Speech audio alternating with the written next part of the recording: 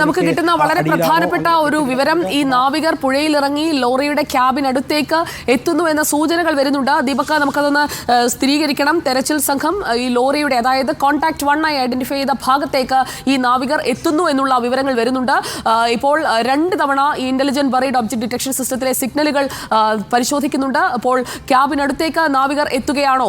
അവിടെ നിന്ന് ക്യാബിനുള്ളിൽ ബർത്തിൽ കിടക്കുകയായിരുന്നു അർജുൻ ഈ അപകടവേളയിൽ എന്നാണ് നമ്മൾ മനസ്സിലാക്കുന്നത്. ആ ലോറിക്കുള്ളിൽ തന്നെ അർജുനുണ്ടോ എന്നത് ഉറപ്പാക്കുന്നതിന് ലോറിയുടെ ക്യാബിനടുത്തേക്ക് നാവികർ എത്തുന്നു എന്നുള്ളതാണ് ഈ നിമിഷത്തിലെ ഏറ്റവും പ്രധാനപ്പെട്ട വിവരം. നാവികർക്ക് ഈ ക്യാബിനടുത്തേക്ക്, വാഹനത്തിന്റെ കിടപ്പ് വശം നോക്കി ആ ക്യാബിനടുത്തേക്ക് എത്താൻ കഴിയുകയാണെങ്കിൽ, അതിൽ അർജുനുണ്ടെന്ന് ഉറപ്പിക്കാൻ കഴിയുകയാണെങ്കിൽ ഉടൻ തന്നെ നമുക്ക് ഈ രക്ഷാ ദൗത്യം കൂടുതൽ വേഗത്തിലാക്കാൻ സാധിക്കും. പാറയും മരക്കഷണങ്ങളും എല്ലാം കിടക്കുന്ന പുഴയുടെ അടിത്തട്ടിൽ അടിയൊഴുക്ക് ശക്തമായ ഇടത്തേക്ക്, ആ ഒഴുക്കിനെതിരെ നീന്തുകയാണ് നമ്മുടെ നാവികർ. നാവികസേന ഏറ്റവും ശ്രമകരമായ, ഏറ്റവും അപകടം പിടിച്ച ഒരു ദൗത്യമാണ് ഏറ്റെടുത്തിരിക്കുന്നത്. അതായത് അവരുടെ ബോട്ടിന്റെ എഞ്ചിൻ ഒന്ന് ഓഫാക്കിയാൽ ബോട്ട് തന്നെ തെന്നിത്തെറിച്ച് പുഴയിലൂടെ പോവുകയാണ്. അത് ഒക്കെ പരിശോധിച്ചുകൊണ്ട് അവർ അവിടെ ഇത്രയും നേരം കാത്തുനിന്നത്. പക്ഷേ പുഴ ഒരു തരത്തിലും പിടിതരുന്നില്ല. അതുകൊണ്ട് ഒഴുക്കിനെതിരെ നീന്തുക, അതിലേക്ക് എത്തിയിരിക്കുന്നു സൈന്യം. ഇപ്പോൾ അടിത്തട്ടിലേക്ക് ശക്തമായ അടിയൊഴുക്കുള്ള ഇടത്തേക്കാണ് 2 നാവികർ ഇപ്പോൾ ഇറങ്ങിപ്പോയിരിക്കുന്നത്. അവരെ നിരീക്ഷിച്ചുകൊണ്ട് മറ്റു ബോട്ടുകളും സമീപ സ്ഥലത്ത് തന്നെ ഉറപ്പിച്ചു നിർത്തിയിരിക്കുകയാണ്. ആങ്കർ ചെയ്ത് നിർത്താൻ കഴിയുന്നില്ല. അതുകൊണ്ട് തന്നെ കയറിട്ട് അവരെ ഇറക്കുകയാണ്. താഴേക്ക് ഡൈവിംഗ് വിദഗ്ധരെ ഇറക്കി കഴിഞ്ഞിരിക്കുന്നു. അവരിപ്പോൾ ഈ വാഹനത്തിന്റെ ക്യാബിൻ എന്ന് പറയുന്നത് 5 മീറ്റർ താഴെയാണ് സ്പോട്ട് കണ്ടെത്തിയിരിക്കുന്നത്. ആ സ്പോട്ടിന്റെ മുകൾ ഭാഗമാണ് ഡിറ്റക്ട് ചെയ്തിരിക്കുന്നതെങ്കിൽ ഉള്ളിലേക്ക് വീണ്ടും ഇറങ്ങേണ്ടി വരും.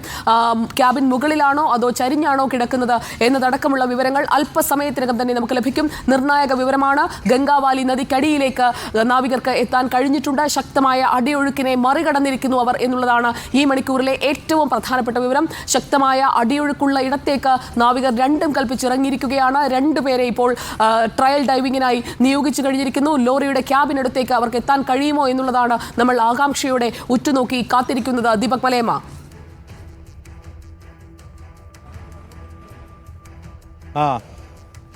അണ്ണാ നമ്മളെ മാത്രം ദീപക് മലയമയിലേക്ക് നമുക്കെത്താം.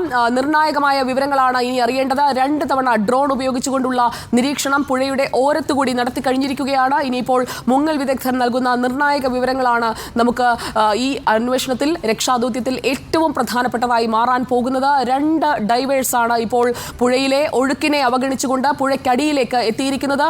ദീപക്, ഇനി കാത്തു നിൽക്കാൻ സമയമില്ല. ഇപ്പോൾ മണി 1 കഴിഞ്ഞിരിക്കുകയാണ്. ഇപ്പോൾ കാലാവസ്ഥ അനുകൂലമാണ്, മഴ പെയ്യുന്നില്ല. ഈ ലോറിക്കരികിലേക്ക് ഇപ്പോൾ എത്തിയില്ലെങ്കിൽ ഇനി തങ്ങൾക്ക് കഴിയില്ല എന്ന് മനസ്സിലാക്കിക്കൊണ്ട് ഈ നാവികർ ആ അടിയൊഴുക്കിനെ അവഗണിച്ചുകൊണ്ട് ഒഴുക്കിനെതിരെ നീന്തുകയാണോ? അങ്ങനെ തന്നെയാണ് നമ്മൾ മനസ്സിലാക്കുന്ന അനുസരിച്ച് ആ ക്യാബിൻ്റെ അരികിലേക്ക് എത്താനുള്ള ശ്രമങ്ങളാണ് നിലവിൽ ഈ നേവി സംഘത്തിൻ്റെ ഭാഗത്ത് നിന്ന് ഉണ്ടാകുന്നത്. അവിടെ ഡ്രോൺ പരിശോധനകൾ ഒരു ഭാഗത്ത് നടക്കുന്നുണ്ട്. അതേസമയം തന്നെ 2 വട്ടം ഇതിനോടകം തന്നെ പുഴയിലേക്ക് ഡൈവ് ചെയ്യാനുള്ള ശ്രമങ്ങൾ ഈ സംഘം നടത്തിയിട്ടുണ്ട്. പക്ഷേ പൂർണ്ണമായും ആ ക്യാബിൻ്റെ അടുത്തേക്ക് പ്രവേശിക്കാൻ കഴിഞ്ഞിട്ടില്ല എന്നുള്ളതാണ് നമ്മൾ മനസ്സിലാക്കുന്നത്. വലിയ തരത്തിലുള്ള അടിയൊഴുക്ക് വെല്ലുവിളി ഉയർത്തുന്ന സാഹചര്യം നിലനിൽക്കുന്നുണ്ട്. ദൗത്യം ഈ ഒരു സമയത്ത് അർജുൻ്റെ അരികിലേക്ക് എത്തുന്നു എന്നുള്ള ഒരു പ്രതീക്ഷ നമുക്ക് വെച്ച് പുലർത്താവുന്ന തരത്തിലേക്ക് കാര്യങ്ങൾ മാറിയിട്ടുണ്ട്. ഇപ്പോൾ ഏറ്റവും അനുകൂലമായ കാലാവസ്ഥാ സാഹചര്യം നിലനിൽക്കുന്നുണ്ട്. അതിൻ്റെ കൂടി പശ്ചാത്തലത്തിലായിരിക്കണം ഇത്തരത്തിൽ ഒരു ശ്രമം നടത്താമെന്നുള്ള തീരുമാനം എടുത്തിരിക്കുന്നത്. ഇനിയിപ്പോൾ 2 ഘട്ടത്തിലുള്ള പരിശോധനകൾ സ്കൂബ ഡൈവേഴ്സിൻ്റെ ഭാഗത്ത് നിന്ന് നടന്നതിന് പിന്നാലെ ഇപ്പോൾ 3ാം ഘട്ടത്തിലേക്ക് കടക്കുന്നു എന്നുള്ളതാണ് നമ്മൾ അനുമാനിക്കുന്നത്. അങ്ങനെയെങ്കിൽ 2 ജവാന്മാർ ഇനിയും വീണ്ടും അത്തരത്തിലുള്ള ശ്രമങ്ങൾ നടത്തും. അങ്ങനെ ആ ക്യാബിൻ അരികിലേക്ക് എത്തിച്ചേരാൻ കഴിയും എന്നുള്ള ഒരു ശുഭാപ്തി വിശ്വാസം നമ്മൾ വെച്ച് പുലർത്തുകയുമാണ്. ആ ശുഭാപ്തി വിശ്വാസത്തിൻ്റെ പുറത്ത് ആ സൈനികർക്ക് അങ്ങനെ എത്താൻ സാധിക്കുകയാണെങ്കിൽ നമ്മൾ ഏവരും ആകാംക്ഷയോടുകൂടി കാത്തിരിക്കുന്ന അർജുനെ കണ്ടെത്താൻ കഴിയുമെന്നുള്ള പ്രതീക്ഷ കൂടി നമ്മൾ പങ്കുവയ്ക്കാൻ കഴിയും. ഈ ഒരു ഘട്ടത്തിൽ ഏറ്റവും പ്രധാനപ്പെട്ട കാര്യം, എത്രയധികം വലിയ പ്രതിസന്ധികൾ ഉണ്ടെങ്കിലും ആ പ്രതിസന്ധികളെ തരണം ചെയ്തുകൊണ്ട് തന്നെ മുന്നോട്ട് പോകാനുള്ള തീരുമാനം നേവി സംഘം എടുത്തിരിക്കുന്നു എന്നുള്ളത് തന്നെയാണ് നമുക്ക് മനസ്സിലാക്കാൻ കഴിയുന്നത്. കാരണം ഇന്നലെ തന്നെ സോണാർ ടെക്നോളജി ഉപയോഗിച്ചുകൊണ്ടുള്ള ഇമേജ് ഉൾപ്പെടെ അവിടെ നിന്നും ലഭ്യമാക്കുകയും ആ കാര്യത്തിൽ ഒരു സ്ഥിരീകരണം വരുത്തുകയും ചെയ്തതാണ്. ഇന്നിപ്പോൾ മേജർ ഇന്ദ്രപാലിൻ്റെ നേതൃത്വത്തിലുള്ള സംഘത്തിൻ്റെ ഡ്രോൺ ഉപയോഗിച്ചുള്ള പരിശോധനകൾ ആ മേഖലയിൽ പുരോഗമിക്കുന്നുമുണ്ട്.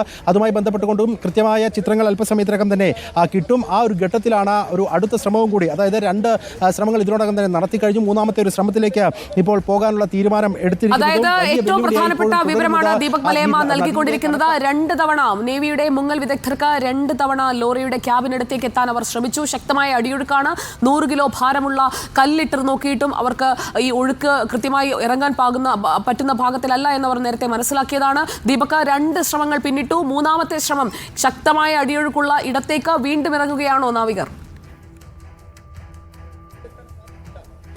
അതിസാഹസികമായ ദൗത്യമെന്ന് മാത്രമേ ഇതിനെ വിശേഷിപ്പിക്കാൻ കഴിയുകയുള്ളൂ. അത്രമേൽ കലുഷിതമായി നിൽക്കുന്ന ഗംഗാവാലിയിലേക്ക് വീണ്ടും ഡൈവ് ചെയ്യാനുള്ള തീരുമാനം തന്നെയാണ് ഇപ്പോൾ നാവികസേനയുടെ ഭാഗത്തു നിന്നുണ്ടാകുന്നത്. ആദ്യ 2 ഘട്ടത്തിൽ നടത്തിയിരിക്കുന്ന